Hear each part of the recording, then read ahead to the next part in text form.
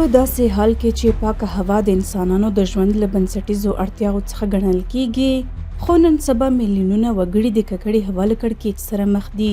افغانستان هم له دې ستونزې بې برخې نه دی او د ککړې هوا له جدي ګواښ سره مخ هیوادونو له ډلې شمیرل کیږي.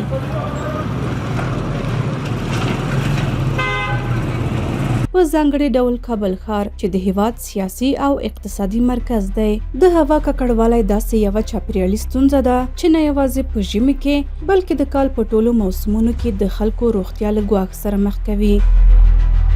د روغتیا نړیوال سازمان د وروستي راپور له مخې شمیرې د اندېښنې وړ دي، داسې چې هر کال شاوخوا 6.7 میلیونه انسانان د ککړې هوا له امله خپل ژوند له لاسه ورکوي. همداراز د یوې نړیوالې څېړنې د معلوماتو له مخې افغانستان د نړۍ د 100 هیوادونو په لړ کې د ککړې هوا له پلوه 8م ځای لري، چې دا حالت د وضعیت د خرابوالي څرګندونه کوي. په همدې حال کې کابل ښاریان د هوا له ککړتیا شکایت لري او د مخنیوي لپاره یې د عملي اقداماتو غوښتنه کوي. د دوی په باور د خلکو کمزوري اقتصادي حالت د دې سبب ګرځي چې ټیټ کیفیت لرونکي سون توکي وکاروي، چې دا چاره د هوا ککړتیا زیاتوي. کابل کې داسې دی هوا خرابه ده، داسې د یو خو نفس ډېر دی، بل دغه د چریانو مشکل دی، کوم چریان دي دلې نو دغه ته باید خلک ډیره پاملرنه وکړي. کم کثافات دي دا خپل پر ځای باید وغورځول شي. اکثریت از چوب زغال نیست. ما فکر می‌کنم کلی چوب زغال نداره. اگه چوب زغال می‌داشتن یا از گاز استفاده می‌کرد دچار از نبودیم. دلته کله چې موږ روشو یا 2 یا 3 ورځې موږ د ککړې هوا لاسم زکام وای تمیزی مو چیز سترګې مو خراب وي. بی پیسگی است، بیکاری است که نمیتونه که یک چیز سریعتر بسوزانه. مجبور است که مسلمان به خود یک چیز آتش کنه که گرم بیه که آلودگی آب و هوا را بیشتر میسازد. دولت خو وظیفه‌اش است باید جلوگیری کنه، اما مردم هم باید همکار باشه. پلازمینه کابل کې د تودوخې لپاره د ټیټ کیفیت لرونکو سون توکو سوځول، دوړې او رغنیزې چارې، د شنو ساحو کمښت، د ځنګلونو وهل، د ځمکې تخریب، وچ اقلیم، زاړه وسایط، اقتصادي ستونزې او ورته نور موارد هغه لاملونه دي چې د هوا د ککړتیا کچه یې لوړه کړې ده.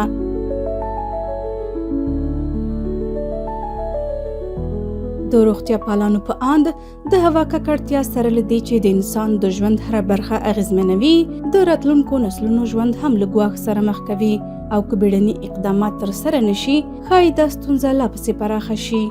د هوا ککړتیا د ځینو روغتیایي ناخوالو لکه لنډمهالې توګه د ستوني میکروب، د سینه بغل، د سالنډۍ یا برانچیل اسما تجدید کولو، د سترګو حساسیت لامل ګرځېدی شي او بدن معافیت د ټیټوالي سبب ګرځېږي. او مهاله توګه څېړنې موندنې راښيي چې د زړه ناروغي او د دماغي سکتې او د مور د امیدوارۍ پر مهال د ماشوم جنین باندې منفي اغېزې لري او حتی د سرطان لامل ګرځېدی شي. د هوا ککړتیا د مخنیوي په خاطر ډېر څه چې مهم دي، دولت باید په دغه برخه کې ټوکلي اقدامونه ترسره کړي.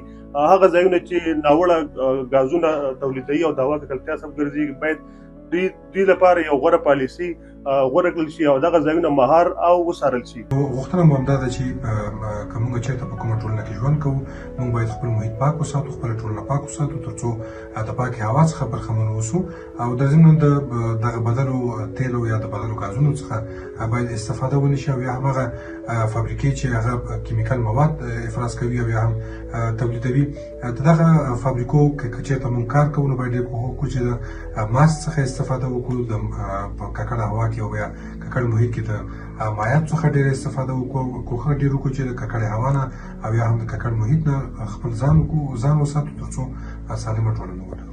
د کابل ښار وضعیت ته په کتو سره د ښاري پراختیا ترڅنګ د هوا ککړتیا لا هم یوه جدي ننګونه پاتې شوې ده چې اصلي لاملونه یې د نفوس زیاتوالی، د موټرو لوګی او صنعتي فعالیتونه دي. په ورته مهال د کابل ښاروالي مسؤلین باور لري چې د هوا د ککړتیا ستونزه یوازې د ګډو او منسجمو اقداماتو له لارې حل کیدی شي. بدون شک شهروالی کابل و شهر کابل هم از مسئله آلودگی هوا مستثنا نیست. شهروالی کابل با قدرت تمام در حال ساختساز زیربناهای شهری خصوصا سرک‌ها است، چون یکی از دلایل عمده آلودگی هوا در شهر کابل مسئله خام بودن سرک‌ها است که تا فی الحال بالاتر از 380 کیلومتر سرک جدید در جریان 4.5 سال گذشته ساخته شده. در کنارش موضوعات دیگه هم مثل به صنعتی بودن بعضی فابریکاها، مسئله ترافیک، دود انجین موتوری موضوعات است که ادارات دیگه در او دخیل هستند و بدون شک به دلیل زیاد نفوذ در شهر کابل و تراکم بیش از حدش مسئله آلودگی هوا قطعاً بیشتر است اینجا نسبت به سایر ولایات و شهروالی کابل با تمام کوشش هایی که انجام میده هم در بخش آگاهی به خاطر مردم و فرهنگ سازی و هم در بخش اجراات خود کوشش کلی بر ازی داره که ما بتانیم به گونه مشخص کمتر آلودگی هوا در شهر کابل داشته باشیم.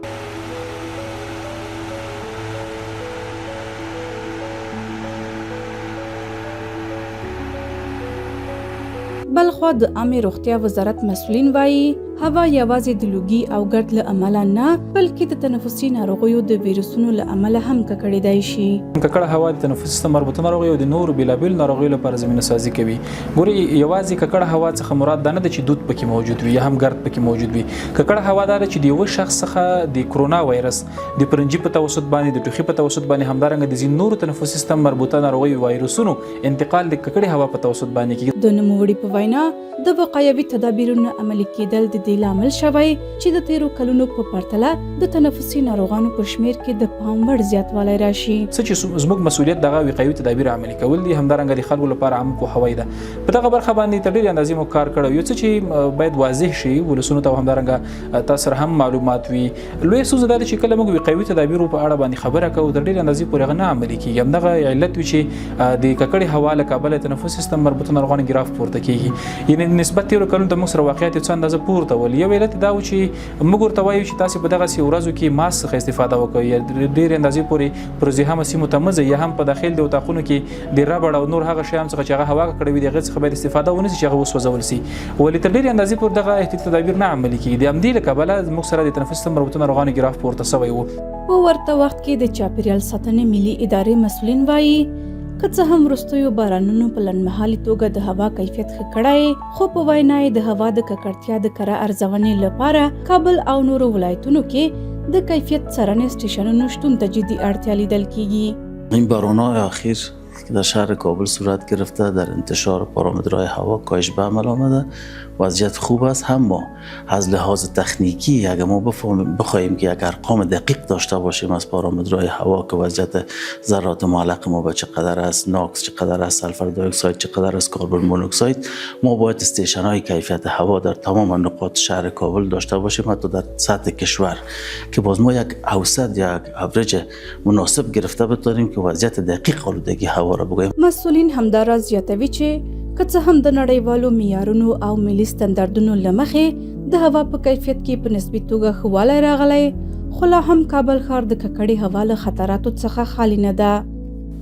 ارقامی که ما سالهای قبل داریم فرضاً از 1400 از 1399 سالی که گذشت یا نسبتاً خوبتر بود.